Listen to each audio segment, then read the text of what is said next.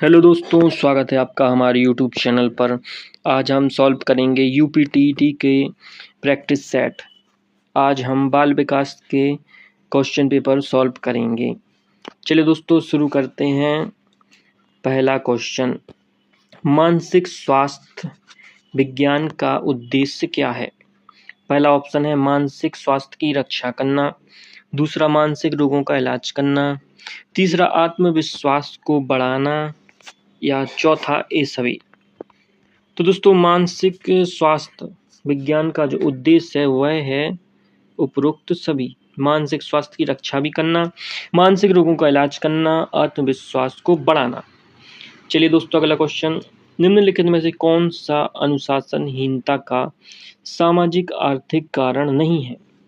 Option A बिखरे घर, option B निम्न आर्थिक स्थिति, ऑप्शन 3 अयोग्य शिक्षक या ऑप्शन 4 आस पड़ोस का व्यवहार। तो दोस्तों, अनुशासनहीनता का सामाजिक आर्थिक कारण क्या है?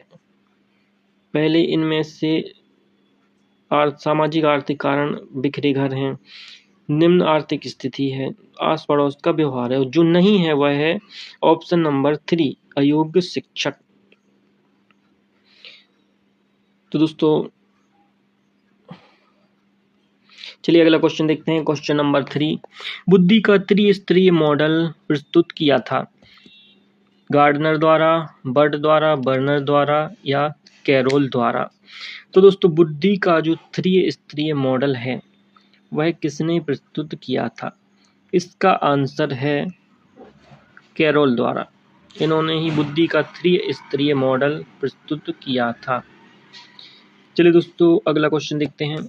अपने वातावरण के बीच संतुलन बनाए रखने की योग्यता क्या कहलाती है? ऑप्शन ए तनाव, ऑप्शन बी प्रेरणा, ऑप्शन सी समायोजन या ऑप्शन डी क्षमता। तो दोस्तों, अपने वातावरण के बीच संतुलन बनाए रखने की योग्यता, इसको कहते हैं हम समायोजन। इसका आंसर है ऑप्शन 3। चलिए दोस्तों, अगला क्वेश्चन देखते हैं।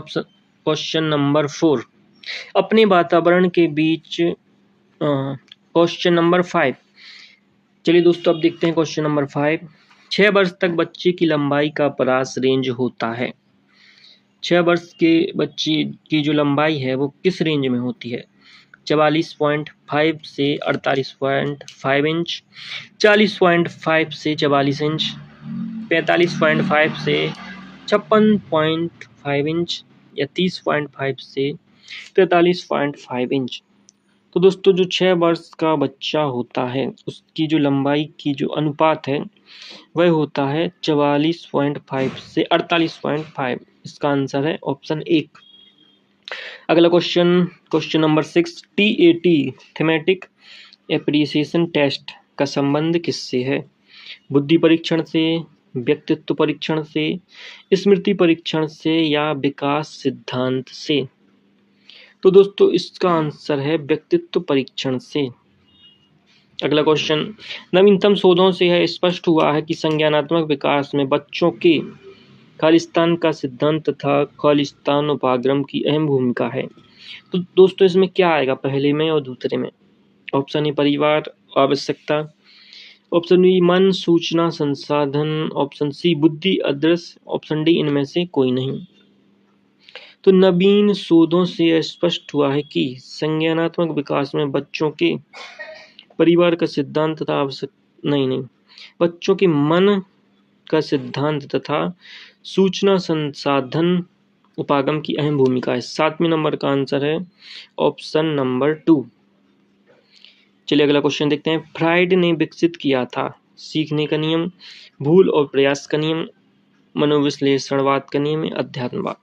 तो दोस्तों, जब भी सिगमंड फ्राइड का नाम आए तो इन्होंने मनोविश्लेषणवाद जो है विकसित किया था। इसका आंसर है 3। सीखने के नियम किसने दिए थे? ये दिए थे थार्नडाइक ने। भूल और प्रयास का नियम स्किनर ने दिया था।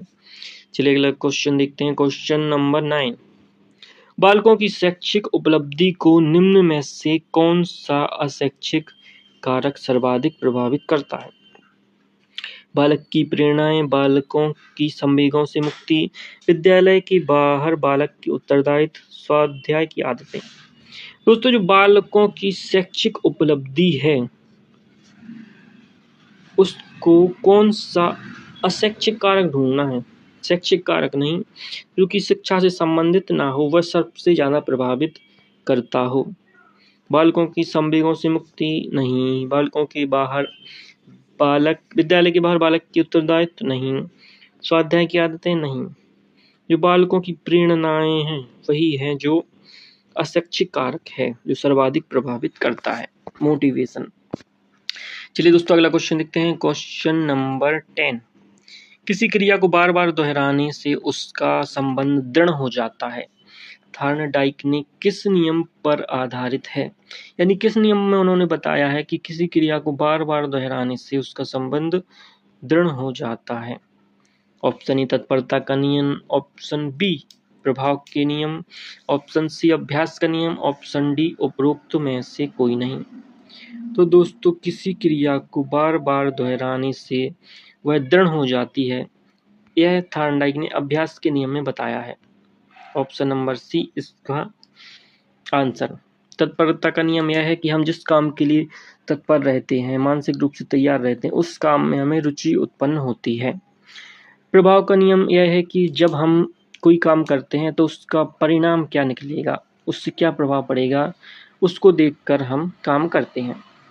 चलिए दोस्तों अगला क्वेश्चन। एक बालक ने एक बिल्ली को डंडे से मारकर भगा दिया। अब जब भी बिल्ली बालक को देखती है तो तुरंत भाग जाती है। बिल्ली की यह सीखने की यह प्रक्रिया किस प्रकार की है? अनुकरण प्रवृत्ति द्वारा सीखना, संबंध सहित क्रिया द्वारा सीखना, सूझ द्वारा सीखना या प्रयास एवं त्रुटि द्वारा सीखना। तो दोस्तों एक जैसे बिल्ली को डंडे से मार के भगा दिया, अब जब भी वह देखती है तो भाग जाती है। तो बिल्ली ने डंडे से संबंध स्थापित कर लिया बालक से कि जब भी वह देखती है उसे वही ध्यान आता है कि यह मुझे मारेगा, तो उसने सहज संबंध स्थापित कर लिया। इसका आंसर है बी। चलिए अगला क्वेश्चन। विद्यालय के भौतिक संसाधनों के साथ साथ मानवीय संसाधनों का संरक्षण कौन करता है? वित्तीय प्रबंधक, प्रशासकीय प्रबंधक, प्रधानाचार्य या प्रधानाध्यापक? तो दोस्तों इसका आंसर प्रधानाध्यापक है, जो कि सभी संसाधनों का, भौतिक मानवीय संसाधनों का, सभी का संरक्षण करता है। चलिए अगला क्वेश्चन देखते हैं, क्वेश्चन नंबर 13। अंतर्भूत अभिप्रेरणा का आशय है कि बालक पुरस्कार पाने की इच्छा से कठिन परिश्रम करता है, दंड से बचने के लिए नित्य पाठशाला आता है, अध्यापक के डर से गृह कार्य पूरा करता है, या ज्ञान की वृद्धि के लिए लगन से पढ़ाई करता है। तो दोस्तों जो अंतर्भूत प्रेरणा है, यानी जो प्रेरणा अंदर से आती है, तो पुरस्कार पाने की इच्छा यह तो बाह्य प्रेरणा है, दंड से बचने की यह बाह्य प्रेरणा, अध्यापक के डर से यह भी वातावरण, जो ज्ञान की वृद्धि के लिए यानी वो आंतरिक प्रेरणा है उसके अंदर, उसको अपने ज्ञान की वृद्धि करनी है। इसका आंसर है 4।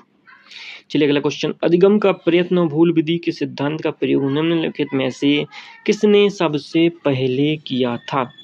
वाटसन ने, स्किनर ने, बर्दाइमर ने या थॉर्नडाइक ने?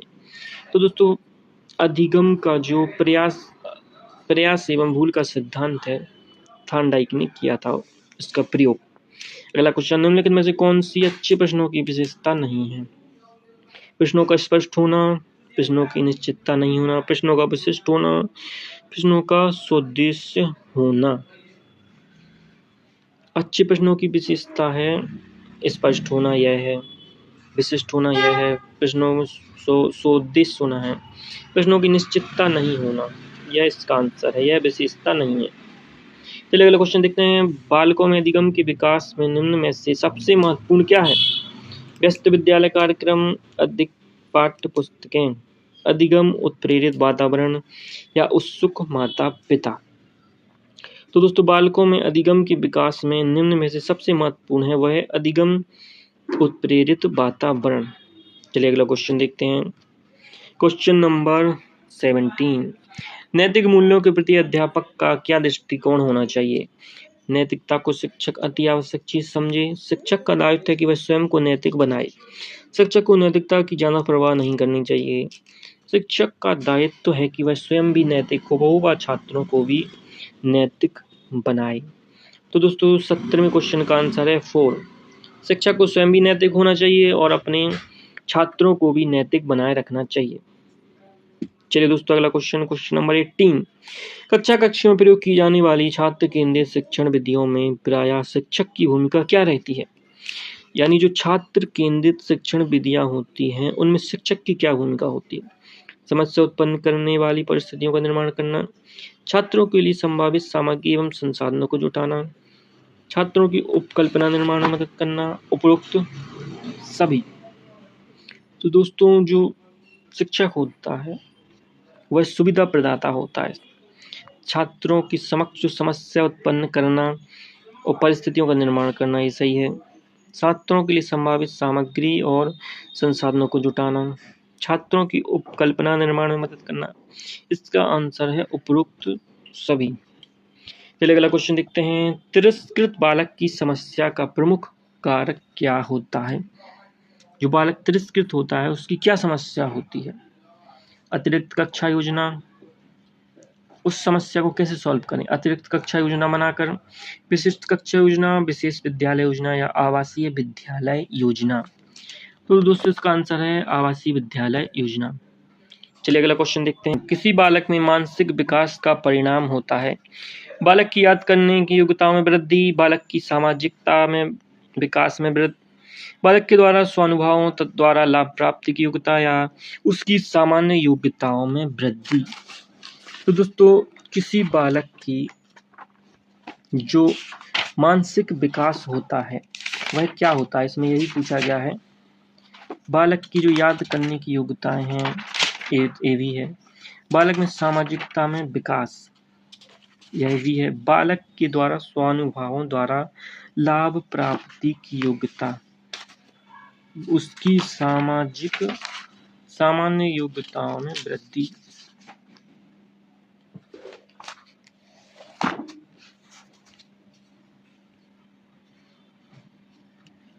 तो दोस्तों इसका आंसर है बालक के द्वारा स्वानुभवों द्वारा लाभ प्राप्त करने की योग्यता। मंदबुद्धि बालक की बुद्धि लब्धि होती है 130 से अधिक, 130 से कम, 80 से अधिक या 70 से कम। तो दोस्तों 70 से कम होती है तभी तो वो मंदबुद्धि है। इसका आंसर है 4। चलिए अगला क्वेश्चन नंबर 23। आपकी कक्षा में पिछड़े हुए छात्रों के प्रति आपका दृष्टिकोण कैसा होगा? उनके पिछड़ेपन के कारणों को ढूंढेंगे।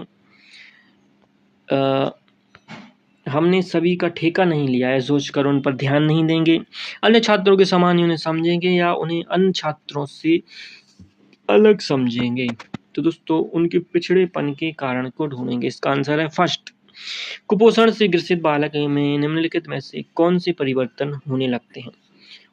उनके मन में हीन भावना जन्म लेने लगती है, वह अपने अन्य बालकों से अलग रहने लगता है, उसे नींद कम आती है, उपरोक्त सभी में परिवर्तन हो जाता है। तो दोस्तों इसका आंसर है उपरोक्त सभी में, ऑप्शन नंबर 4। उसके मन में हीन भावना भी जन्म लेने लगती है, अन्य बालकों से अलग भी रहने लगता है और नींद भी कम आती है। चलिए अगला क्वेश्चन नंबर 25। पढ़ने की अक्षमता निम्नलिखित में से संबंधित है। जब भी पढ़ने की अक्षमता है उसका आंसर है डिसलेक्सिया, पढ़ने संबंधित विकार। डिस्ग्राफिया होता है जो मैथ कैलकुलेशन से संबंधित। निम्नलिखित में से एक प्रतिभाशाली बालक की विशेषता क्या है? मूर्त विषयों में रुचि रखना, मूर्त यानी जो सामने दिख रहा है उसमें रुचि रखना। मंद बुद्धि बालकों में रुचि, दैनिक कार्यों में समरूपता, सामान्य अध्ययन में रुचि। तो दोस्तों इसका आंसर है सामान्य अध्ययन में रुचि। शिक्षा में सुधार के लिए एक शिक्षक को सुधार हेतु निम्न में से क्या उपाय करने चाहिए? मुक्त अनुशासन के नियम का पालन करना चाहिए, शैक्षिक उपकरणों का प्रयोग करना चाहिए, पाठ्यक्रम को रुचिपूर्ण ढंग से पढ़ाना चाहिए, उपरोक्त सभी। तो दोस्तों 27 का आंसर है सभी। शिक्षा में सुधार के लिए मुक्त अनुशासन के नियम का पालन, शैक्षिक उपकरणों का प्रयोग, पाठ्यक्रम को रुचिपूर्ण ढंग से, तीनों ही सही है। इसका आंसर उपरोक्त सभी। छात्रों की शिक्षा एवं लक्ष्य प्राप्त करने हेतु तैयारी का निर्धारण कौन करता है? संरक्षक, प्रधानाध्यापक, निर्देशक या सहायक? तो इसका आंसर है सहायक। संवेग व्यक्ति की उत्तेजित या तीव्र अवस्था है। निम्नलिखित में से यह कथन किसका है? यह कथन वुडवर्थ, डेनियल, मीड या हेज? यह है वुडवर्थ का। आधुनिक बुद्धि परीक्षणों में सर्वाधिक मापन किया जाता है व्यक्तियों द्वारा प्राप्त शैक्षिक अनुभवों का, सामान्य अभियोग्यताओं का, जन्मजात अभियोग्यता या सामाजिक बुद्धि। तो शैक्षिक अनुभवों का मापन किया जाता है आधुनिक बुद्धि परीक्षणों में।